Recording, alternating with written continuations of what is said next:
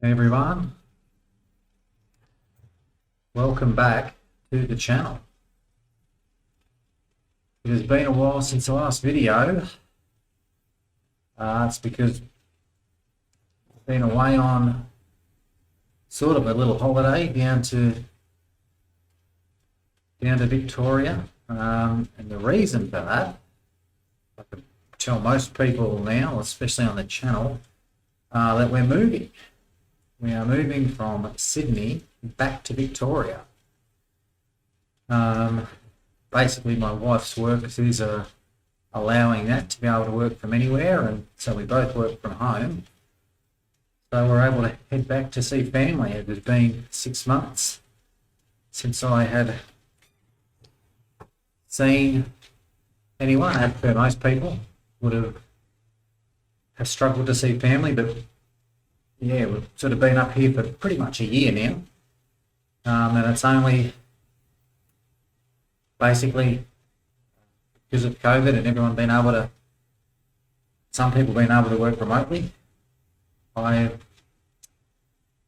been able to make that transition to be able to go back to Vic to be near family, which is fantastic. So it was very nice of my wife's work to allow that. So yeah, that's some big news. So the last 3 weeks have been spent house hunting and all that sort of stuff. So pretty busy. Done a lot of, shouldn't say a lot, done a few outdoor rides. Caught up with some friends, some old teammates from the team last year, and done a few rides. But gee whiz, lost a lot of fitness. Didn't really put on too much weight, but every time I visit mum and dad's place, that happens. But that won't take much to get back to where I'm meant to be. Also, one of the friends I was riding with down there, I've been a member of Strava for ages. Obviously, I use it to link all these rides to as well, but there's a lot more good little courses down there where I go back and visit where family is, and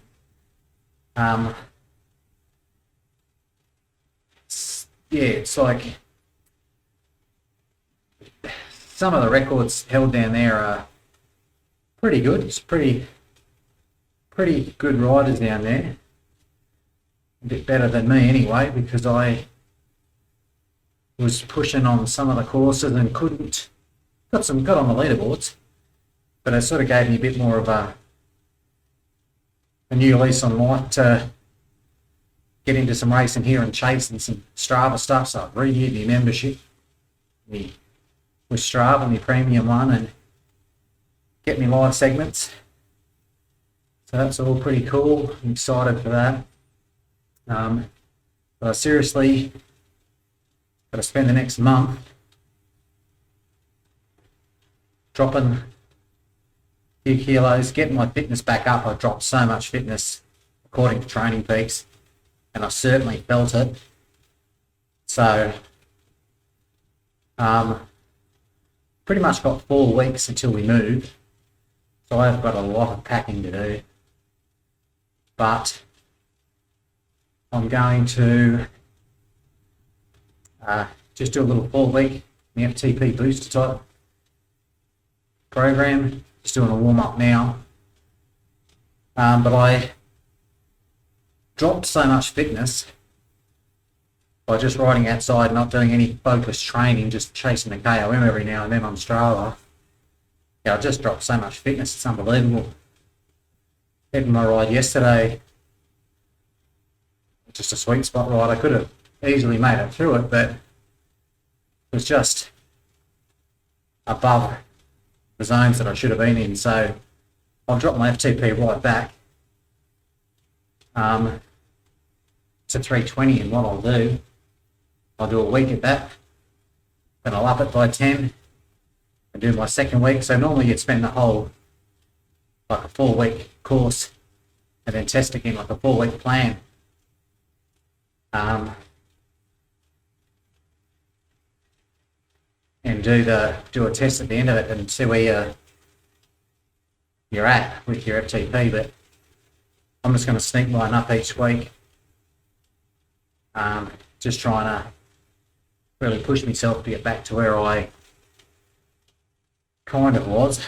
I know I'd be above what I've set it at now, but I just got to get used to being fixed on a trainer again. It's very different. I think I've got to say I do like the quality of training you get inside. There's nothing like a nice ride outside with a bit of movement. But I jumped straight in yesterday too with no warm-up. Plus I've done a heap of travelling. Travelled about 600k yesterday just to get home. Unpacked. Started to go and do shopping, the whole, all the stuff you do when you got to get back, washing. But I squeezed a little ride in. But yeah, it was certainly, I just thought I'd do the 4-week one because it's about that time until I get back to where we're going. But I think I'll ease into it and then just increase my FTP on Zwift while I'm doing this little 4-week block of training. Then we'll see where we're at. I didn't have my trainer with me while I was away. I will have it with me when I go back because I've got about another month staying with family when we get down there before we can move into our house. So I'm certainly looking forward, because that's about middle of January we get our place. So I'm certainly looking forward to having a dedicated spot for all the streaming gear. Hopefully have some fitness. I don't know what it'll be like after a week down there, but I will have my trainer, so if I can't get out the road for any reason, I'll be able to, while I'm staying at my parents', for that month, I'll still have my trainer, so regardless of the time of day, I can squeeze in a little ride.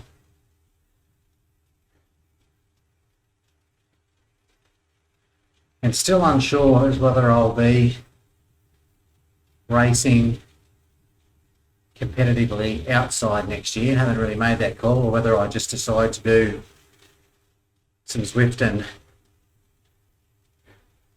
some Strava hunting. But if I do get a license and race, I'll some good races next year. There's one that I really like that I thought was going to fall on the same day, where I'll have a wedding to go to. So didn't think I was going to be able to go, but I found out that it looks like it's a week later this year, so that'll be awesome. Be good to do that race. But we'll see. I certainly really seem to like doing training on here and trying to push for a personal best number, and then doing some Strava hunting and trying to get my personal best time on there as well. That seems to be what drives me the most. It's not really racing anymore. I guess, don't get me wrong, if I was in a race, then I'm going to do all I can to win it, or at least do my very best ride. But for some reason, I'm not driven by that. I mean, if I decide that I'm going to race next year, I'll certainly pick a few outdoor races and really try to prepare for them and to do my best. But it's I Like currently, it's doing my best times on here, the best powers, and outside, trying to do the best times. Even on Strava, it's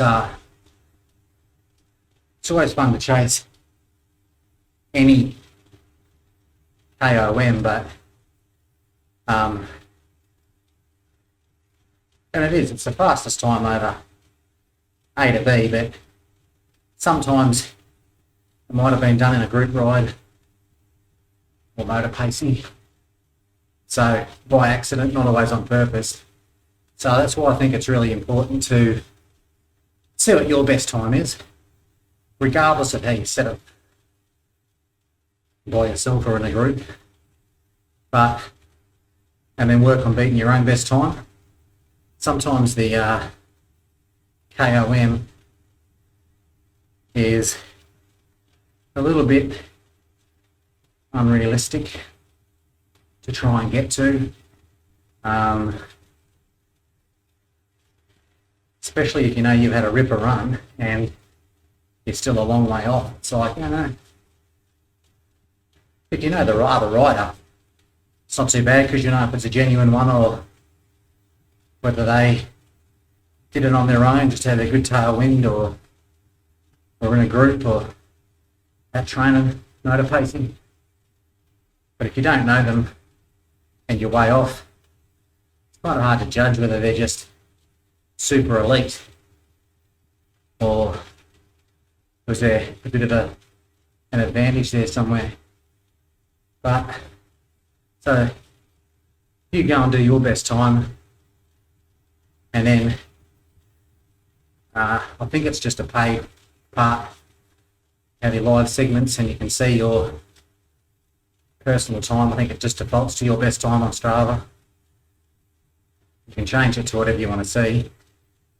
The next one ahead of you or the KOM. If it just defaults to your best time, it's pretty good to just beat that. You'll probably know how far you are behind the best time or the person in front of you anyway. So that shows up on the screen as well, how far ahead of your personal best it is. So if you know you were 30 seconds behind the next one in front of you or the best time, and you still will have an indication of how close you are to that time anyway, if you're really serious and going for a personal best. It does become a game of the right days. Most people certainly chase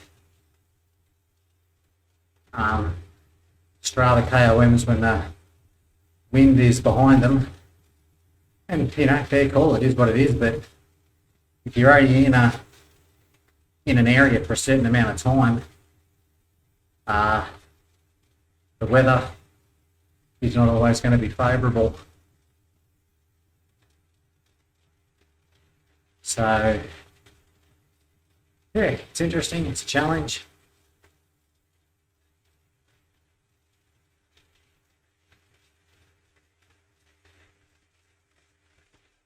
It's kind of fun too. There's some short ones, only about a K, where you're really flat out.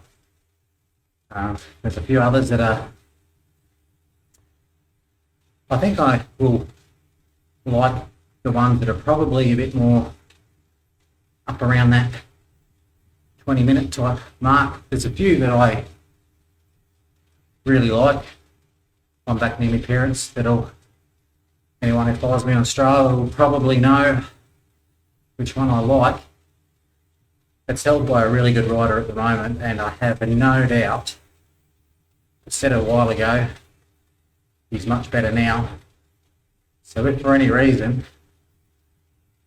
I happen to get fit enough and light enough to go close, I have no doubt that the very next day I will be destroyed. Yeah, he's a much better rider, much more natural than I am, so good to watch. I enjoy watching his times and his power numbers and how he goes. So, but it gives me something to aim for too. And it's like, even just to break that next minute barrier. So, you know, can I go that bit quicker to get into the, you know, like another 30 seconds, can I break out of one number and into the other? Just little things, to anything to drive you hard when you're out the road, I guess. And I'd like to do some climbing ones, maybe some shorter explosive ones, but also some longer ones. I find it difficult. Some of the ones I did over the last 3 weeks were rolling courses, and even though I could tell by the way I felt, not only in my legs but in my heart and lungs, like I know that my fitness was down. I had no doubt about that. Like Training Peaks was surprised I didn't get a call from them asking if I was all right. It was, I dropped a lot of fitness, but I really felt like nowhere near like 6 to 8 weeks ago on here. Like I just didn't feel anywhere near that strong. But because it was rolling, FTP, way down. Because on some parts, pretty steep hills, descents. So you sort of wind out your biggest gear, then you just tuck in, try and have a bit of a rest for the uphill. It's pointless pedaling flat out in your biggest gear. You're not going to gain much. So just get into a tuck, and catch your breath, but you're not pedaling at all. And you might not pedal for, could be a 30 seconds while you're going down. So I know that would have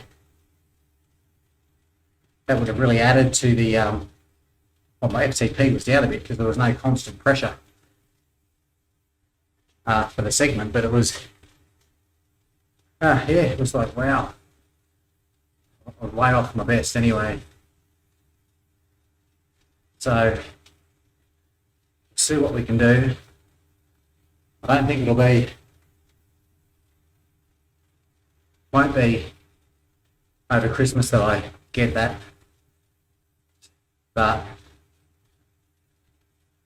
I'll certainly have a crack at a few ones that are important to me in the first quarter of next year.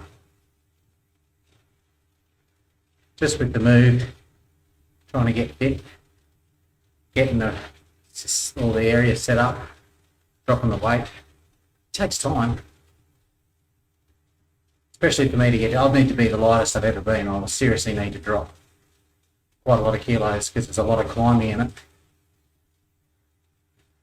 I suppose though the extra weight helps me going down the other side, but